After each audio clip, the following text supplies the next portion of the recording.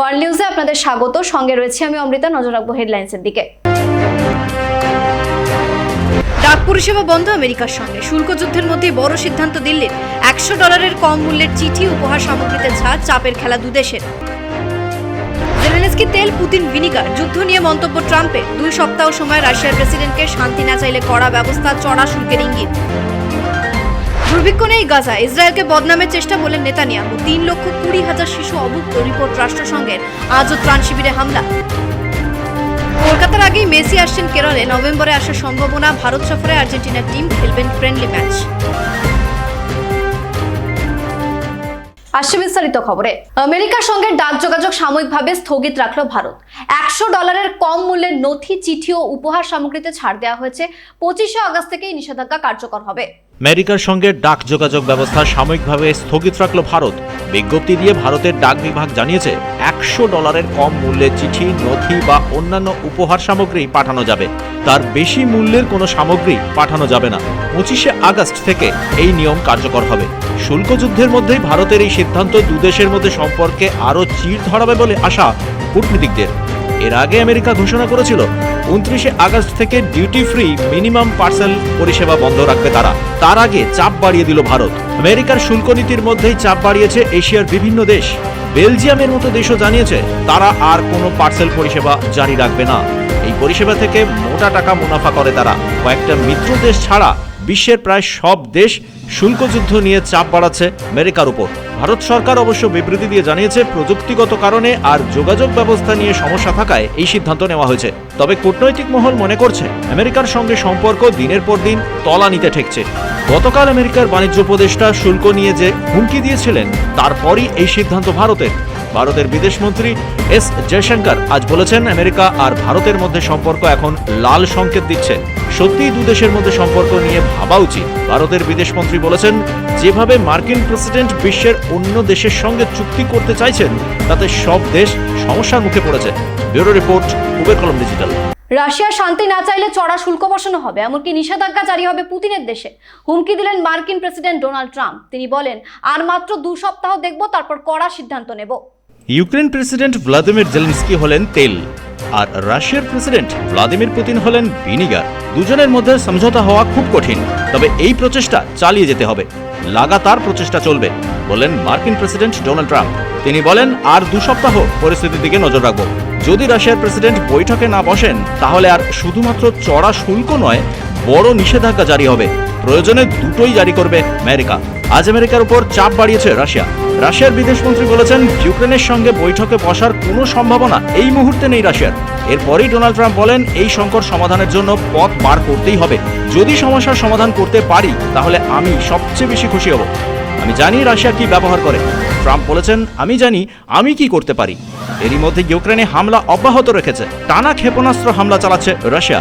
এর মধ্যে রয়েছে মার্কিন যুক্তরাষ্ট্রের এক কারখানা। ট্রাম্প বলেছেন, পরিস্থিতির দিকে নজর রাখছি। আমি দেখতে চাই জেলেনস্কি আর পুতিন একসঙ্গে কাজ করছেন। আর রাশিয়ার প্রেসিডেন্ট বলেছেন, এতদিনে মনে হচ্ছে সুড়ঙ্গের শেষে আলো দেখতে পাচ্ছি। রাশিয়া আর আমেরিকার মধ্যে সম্পর্ক আরও দৃঢ় হবে। ব্যুরো রিপোর্ট, কুবের কলম ডিজিটাল। ট্রাম্পের বিরুদ্ধে মুখ খোলার জন্য তল্লাশি চালানো হলো মার্কিন যুক্তরাষ্ট্রের প্রাক্তন কূটনীতিক জন বল্টনের বাড়িতে। দীর্ঘক্ষণ ধরে তল্লাশি চলে। মার্কিন প্রেসিডেন্ট বলেছেন, টিভিতে দেখেছি, তবে সঠিকভাবে জানি না। ট্রাম্পের বিরুদ্ধে মুখ খোলায় তল্লাশি চালানো হলো আমেরিকার ন্যাশনাল সিকিউরিটি এজেন্সির প্রাক্তন প্রধান বল্টনের বাড়িতে। গতকাল তিনি বলেছিলেন, ট্রাম্পের শুল্ক নীতি ক্ষতি করছে আমেরিকাকে। ট্রাম্পের এই যুদ্ধ আর শান্তির খেলা আসলে নোবেল শান্তি পুরস্কারের জন্য। ইউক্রেন রাশিয়ার যুদ্ধ তিনি কখনো থামাতে পারবেন না। আসলে ট্রাম্প এসব করছেন নিজের স্বার্থেই।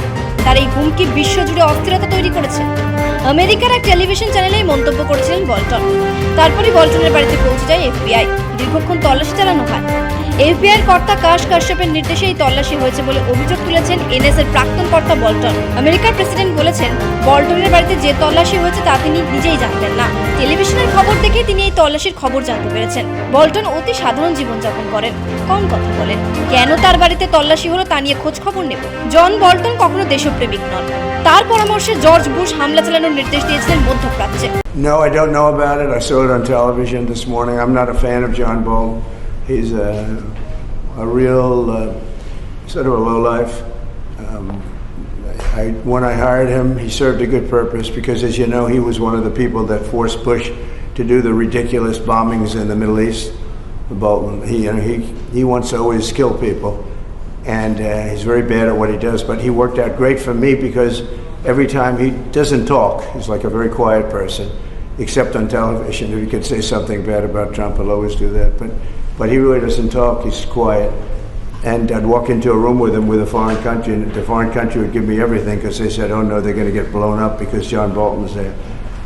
He's not a smart guy, but he could be a very unpatriotic guy. I mean, we're going to find out. I know nothing about it. I just saw it this morning. They did a raid.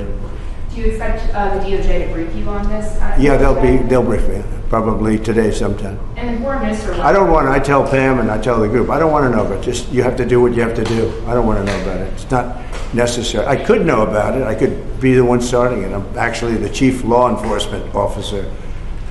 But I feel that it's better this way. FBI তল্লাশির পর John Bolton বলেছেন Trump নিজেই একজন যুদ্ধবাজ, আমেরিকার মানুষের ভালো তিনি কখনো চাননি। ব্যুরো রিপোর্ট, কুবের কলম ডিজিটাল। গাজায় দুর্ভিক্ষ নেই, পর্যাপ্ত ত্রাণ যাচ্ছে বলেন ইসরায়েলের প্রধানমন্ত্রী নেতানিয়াহু। আজও ত্রাণ শিবিরে হামলা চালায় ইসরায়েল, বহু মানুষের মৃত্যু হয়েছে। গাজায় যারা ত্রাণ নিতে যাচ্ছেন তাদেরই আক্রমণ করছে ইসরায়েল। 5 লক্ষ মানুষ মহাসংকটের সম্মুখীন, জানালো রাষ্ট্রসংঘ। গতকাল তারা ঘোষণা করেছিল গাজায় দুর্ভিক্ষ শুরু হয়েছে। 3,20,000 শিশু অপুষ্টিতে ভুগছে, অত্যন্ত সংকটজনক অবস্থায় রয়েছে তারা। এই পরিস্থিতি থেকে বেরিয়ে আসার জন্য একটাই উপায়, ত্রাণ সামগ্রী পাঠানো। কিন্তু গাজায় ত্রাণ সামগ্রী পাঠাতে দিচ্ছে না ইসরায়েল, সব পথ বন্ধ রাখা হয়েছে। এতদিন আফ্রিকায় দুর্ভিক্ষের কথা শোনা যেত, এই প্রথম আফ্রিকার বাইরে কোনো অঞ্চলে দুর্ভিক্ষের কথা ঘোষণা করেছে রাষ্ট্রসংঘ। আজও গাজায় না খেতে পেয়ে মৃত্যু হয়েছে 8 জনের, 70 জনের মৃত্যু হয়েছে ক্ষেপণাস্ত্র হামলায়। ইসরায়েল আজও পরপর হামলা চালায় উত্তর পূর্ব রামাল্লায়, সেই হামলায় বেশ কয়েকজনের মৃত্যু হয়েছে। এখন প্রশ্ন হচ্ছে, রাষ্ট্রসংঘের এই দুর্ভিক্ষ ঘোষণা কি আদৌ কোনো প্রভাব ফেলবে গাজায়? বিভিন্ন আন্তর্জাতিক সংবাদ সংস্থা বলছে গাজার মানুষ এই সময় দাঁড়িয়ে জীবনযুদ্ধে লড়াই করছে। তারা জানেন প্রতিকূল পরিস্থিতিতে কিভাবে বেঁচে থাকতে হয়। রাষ্ট্রসংঘের মহাসচিব আন্তোনিও গুতেরাস বলেছেন এই দুর্ভিক্ষ মানবতার ব্যর্থতা, মানুষ এই চরম সংকট তৈরি করেছে। যদিও ইসরায়েলের প্রধানমন্ত্রী রাষ্ট্রসংঘের এই দাবি মানতে চাননি। নেতানিয়াহু বলেছেন গাজায় কোনো দুর্ভিক্ষ নেই। ব্যুরো রিপোর্ট, কুবের কলম ডিজিটাল। নায়াগ্রা জলপ্রপাত দেখে নিউ ইয়র্ক ফেরার পথে মৃত্যু হলো 5 জনের, এদের মধ্যে অনেকেই ভারতীয়। আহত হয়েছেন বহু, মৃতের সংখ্যা বাড়তে পারে। পর্যটকদের নিয়ে ফিরছিল লাক্সারি বাস। ভয়াবহ দুর্ঘটনা হলো আমেরিকা। নায়াগ্রা জলপ্রপাত দেখে নিউ ইয়র্ক ফেরার পথে দুর্ঘটনার কবলে পড়ে বাসটি। 54 জন পর্যটক ছিলেন বাসে। 5 জনের মৃত্যুর খবর পাওয়া গেছে, আহত হয়েছেন অনেকেই। 16 জনের অবস্থা আশঙ্কাজনক। বাসটিতে ভারত, চীন, ফিলিপিন্স, আমেরিকার পর্যটকরা ছিলেন। স্থানীয় প্রশাসন জানিয়েছে দ্রুত গতিতে চলছিল বাসটি, চালক নিয়ন্ত্রণ হারিয়ে ফেলেন। প্রাথমিক তদন্তে পুলিশের অনুমান যান্ত্রিক ত্রুটির কারণেই দুর্ঘটনার কবলে পড়ে বাসটি। উদ্ধারের কাজে নামানো হয় হেলিকপ্টার। পুলিশ জানিয়েছে মৃতদের মধ্যে এক শিশু রয়েছে, যাদের হাসপাতালে ভর্তি করা হয়েছে, তারা স্থিতিশীল রয়েছেন। বাসটিতে বেশিরভাগ পর্যটক ভারতীয় ছিলেন। ব্যুরো রিপোর্ট, কুবের কলম ডিজিটাল। আর্জেন্টিনা টিম নিয়ে ভারতে আসছেন মেসি, কেরলে ফ্রেন্ডলি ম্যাচ খেলবেন তিনি, জানালো আর্জেন্টিনা ফুটবল সংস্থা।